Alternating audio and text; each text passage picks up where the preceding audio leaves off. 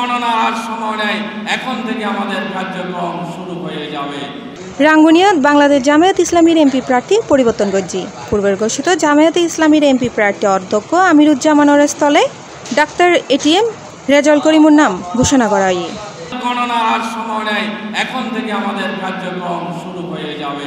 October 11 তারিখ শনিবার বিকেলে রাঙ্গুনিয়া পৌরসভা অডিটোরিয়ামত জাতীয় সংসদ নির্বাচনত চট্টগ্রাম 7 আসনের তৃণমূল নির্বাচন পরিচালনা কমিটির দায়িত্বশীল সমাবেশে প্রধান অতিথি হিসেবে বক্তব্যে এই ঘোষণা দেয় দলের কেন্দ্রীয় অ্যাসিস্ট্যান্ট সেক্রেটারি জেনারেল মাওলানা মোহাম্মদ শাহজাহান।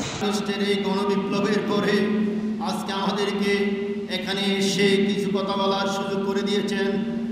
প্রিয় ভাইরা, আমি আপনাদের মধ্যে অত্যন্ত দুর্বল একজন ভাই, আমার কোনো যোগ্যতা নেই। যার উপর আজকে এই গুরু দায়িত্ব এসেছে তাকে আমরা কান্না জড়িত কণ্ঠে পেয়েছি।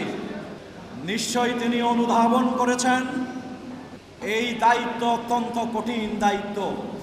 আমাদের প্রিয় জন্মভূমি বাংলাদেশ আসন্ন নির্বাচনে দাঁড়িপাল্লার বিপুল বিজয়ের জন্য অপেক্ষা করছে। অনুষ্ঠানত প্রধান অতিথি আছেন বাংলাদেশ জামায়াতে ইসলামী চট্টগ্রাম অঞ্চল টিম সদস্য অধ্যক্ষ মাওলানা আমিরুজ্জামান, অধ্যাপক নুরুল আমিন চৌধুরী, পার্কভিউ হসপিটালের ম্যানেজিং ডিরেক্টর ডাক্তার এটিএম রেজাউল করিম, কেন্দ্রীয় কর্মপরিষদ সদস্য ও চট্টগ্রাম অঞ্চল টিম সদস্য অধ্যাপক আহসানুল্লাহ, চট্টগ্রাম উত্তর জেলা আমির আলাউদ্দিন শিকদার, রাঙ্গুনিয়া উপজেলার আমির মাওলানা মোহাম্মদ হাসান মুরাদ সভাপতিত্ব করে নির্বাচন পরিচালক অধ্যাপক ফজলুল করিম। সারা দেশে মেরামত হয় নাই, এটা থেকে উপজেলা ফান্ড নাই। আমি উপজেলা প্রশাসন ইএনও সাহেবকে নির্দেশ করে দাবি করছি। জামাত ইসলামী একবারও ক্ষমতা আছে নাই, একবার বিএনপির সাথে 2 জন মন্ত্রী ছিল।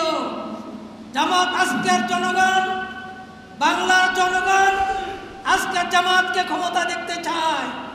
আজকে যারা এই জামাত ইসলামীকে নিয়ে আজকে যারা কটূক্তি করছে তাদের দিন শেষ হয়ে যাবে। দায়িত্বশীল সমাবেশতুন আসন্ন জাতীয় সংসদ নির্বাচনে দাঁড়িপাল্লা প্রতিকূল মনোনীত প্রার্থী ডাক্তার এটিএম রেজাউল করিমুরে জয়লাভ করতে বিয়াগুণে ঐক্যবদ্ধ হয়ে হাজ গরিবের হতা জানাই আগত নেতাকর্মী অল।